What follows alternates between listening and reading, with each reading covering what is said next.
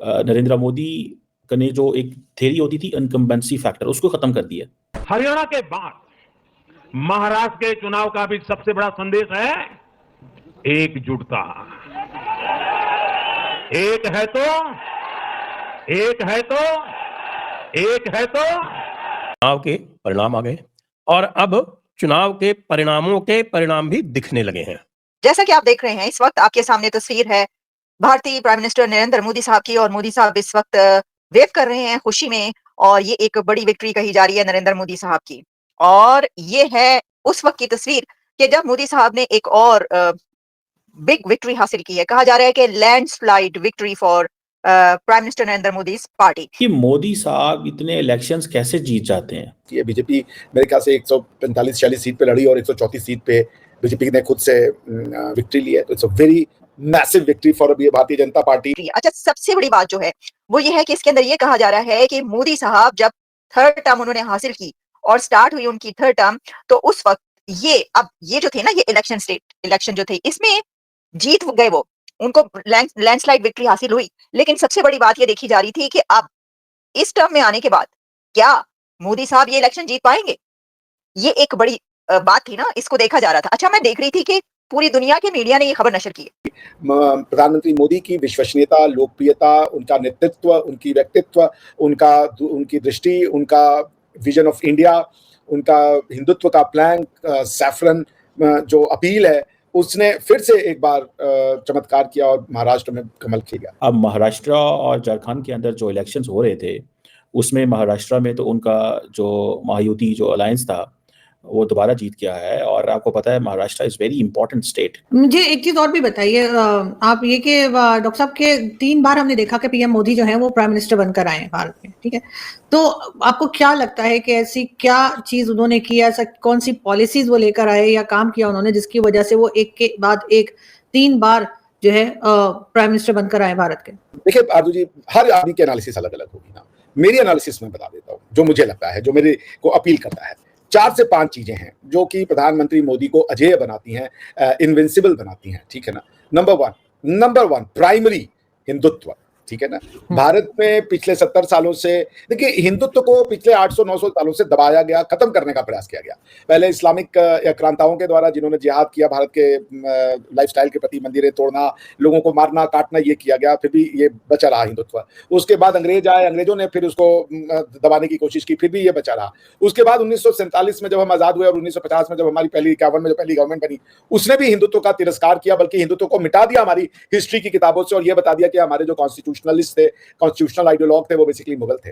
तो भारत में हिंदुत्व के साथ जो नेहरूवियन पॉलिसी है उसने सही व्यवहार नहीं किया, भारत की हिस्ट्री के साथ सही व्यवहार नहीं किया। मुगल हमारी हिस्ट्री नहीं हो सकते, मुगल हमारी हिस्ट्री का एक एस्पेक्ट हो सकते हैं, लेकिन मुगल हमारी हिस्ट्री नहीं हो सकते। हमारी हिस्ट्री वेद है, पुराण है, राम है, कृष्ण है, भगवान बुद्ध हैं, गुरु नानक है, ये हमारी हिस्ट्री है। तो उस वजह से ये जो एक हिंदुत्व की जो एक सिमरिंग थी, पॉपुलेशन फिर भी 81-82% पॉपुलेशन थी, हिंदुत्व को गाली दिया कि ये जो कम्युनिस्ट थे उन्होंने गाली दिया कि हिंदुत्व ने बड़ा एक्सप्लॉयटेशन किया है शूद्रा के साथ और शूद्र लोगों को ये किया वो किया। लेकिन कभी भारत टूटा नहीं, किसी शूद्र ने नहीं कहा कि हमें हमारा देश दे दो, या कोई ऐसा रिवोल्ट नहीं दिखता, कोई मैसेकर नहीं दिखता। ये खाली कम्युनिस्टों की किताब में आपको ओवर ग्लोरीफाइड या समझ लीजिए मैग्नीफाइड डिमोनाइजेशन ऑफ ब्राह्मण्स मिलता है, जो कि सच नहीं है। तो पहला है Hindutva, revival of Hindutva, revival of Hindu philosophy, Vedic philosophy, first and foremost, जिसको आप सेफ्रनाइजेशन कहती हैं। And I am a hard core saffronised, because मुझे लगता है कि सेफ्रन जो है वो भारत का नहीं बल्कि विश्व का भी नेतृत्व कर सकता है। दूसरा जो है वो है प्रधानमंत्री मोदी का व्यक्तित्व।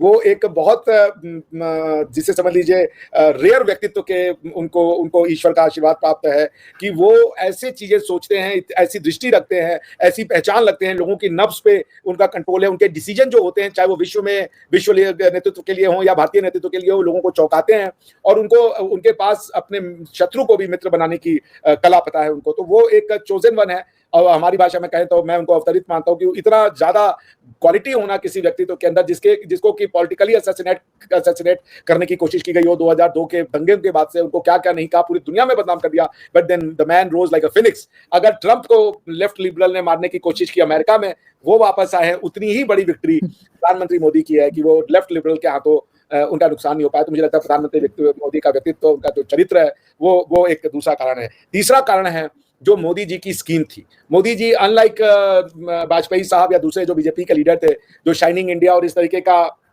जब उन्होंने डेवलपमेंट कर लिया या कुछ विकास के काम कर लिए, उन्होंने लगा कि हम इसके आधार पे जीत जाएंगे इलेक्शन, पर वो उसके आधार पे इलेक्शन जीते नहीं जाते। और मोदी जी को ये बात पता थी, तो मोदी जी ने ये एक डीबीटी जो की ना, डायरेक्ट बेनिफिट ट्रांसफर डीबीटी जो है, उसमें उन्होंने एक बेनिफिशियरी का ग्रुप तैयार किया। जैसे उनकी कुछ योजनाएं हैं आरजू जी, लोगों को, हर आदमी को घर बनाने के लिए प्रधानमंत्री आवास योजना के तहत में 5 या 6 लाख रुपए दिए जाते थे। वो अपना टूटा जो उसकी मड़ई होती थी उसको वो पक्के मकान में बना ले अपनी डिजाइन के हिसाब से। गवर्नमेंट ने वो नहीं दिया कि हम आपको भेज रहे हैं, क्या नाम है ये, क्या कहते हैं उसको, ये ठेकेदार, और वो बनवाएगा, क्योंकि वो पैसे खा जाते। लोगों के बैंक में 5.5 लाख रुपए दे दिए। किसान समृद्धि योजना थी, हर किसान को, छोटे किसान को हर 3 महीने में 3,000 रुपए वो ट्रांसफर कर देते थे, जिससे यूरिया खरीदने में काफी आसानी हो जाती है। प्रधानमंत्री मोदी ने जो है महिलाओं के लिए एक अलग वर्ग ऑफ बेनिफिशियरी तैयार किया। बेटी पढ़ाओ बेटी बचाओ। भारत में एक समय ऐसा था कि भ्रूण हत्याएं इतनी होती थी कि हमारी बिटियाओं को, बच्चों को, लड़की अगर पता चल जाए कि आपके पेट में है तो लोग वो करवा लेते थे, अबॉर्ट करवा लेते थे। तो उन्होंने ये बेटी पढ़ाओ बेटी बचाओ की जो उनकी स्कीम चली है, उसने एक महिलाओं से उनको काफी कुछ जोड़ा है। और उसके बाद उनका जो फॉरेन पॉलिसी है, उसने एक सेंस ऑफ कॉन्फिडेंस दिया इंडियंस के अंदर कि देखो हमारा भारत दुनिया में नाम कर रहा है, ये कर रहा है। तो भारतीयों को एक सेंस ऑफ विश्वास, जो यूपीए के समय में जो एक हमारी वो हो गई थी कि हमारा मोरल जा चुका था, हम अपने बारे में खराब महसूस करते थे। मोदी जी ने, जैसे अभी पाकिस्तान का हालत है कि कोई पाकिस्तानी अपने बारे में अच्छा नहीं सोचता, सिवाय इसके कि जो न्यूक्लियर बटन लेकर के बैठा हुआ है उसको छोड़ दे। अगर आप न्यूक्लियर बम पे बैठा हुआ अगर कोई व्यक्ति हो, मैं बस लेके उड़ी जाऊंगा। Otherwise there is no reason. आप अच्छा नहीं फील करते, दुनिया में अच्छा कहीं नहीं हो रहा, आइसोलेट हो रहे हैं, कोई बात नहीं कर रहा, हमें पैसे नहीं दे रहा, तो एक जनता के मोरल पे असर पड़ता है। तो मोदी जी की फॉरेन पॉलिसी ने भारत का नाम जो है विदेश की धरती पे काफी ऊंचा उठाया, जिससे कि यहाँ का आम जनमानस जो है उसको बहुत अच्छा वो किया। तो ये 4-5 चीजें हैं। मैं उनको श्रेय देना चाहूंगा प्रधानमंत्री मोदी का।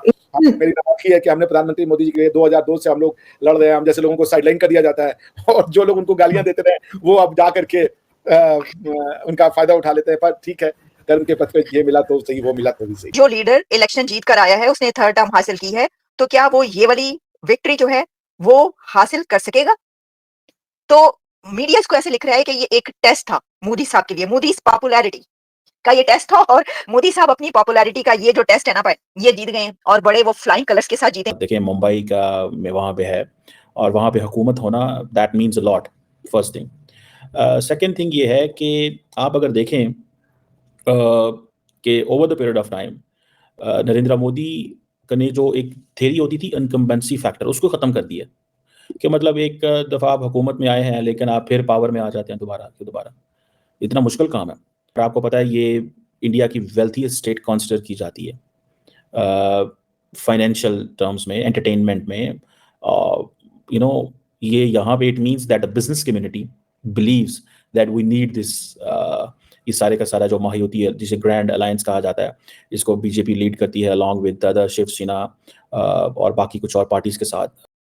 चैनल सब्सक्राइब करें और मेरे हर अपडेट आपको मिले, इसके लिए बेल आइकन जरूर दबाइएगा। आप सभी को मेरी ढेर सारी शुभकामनाएं।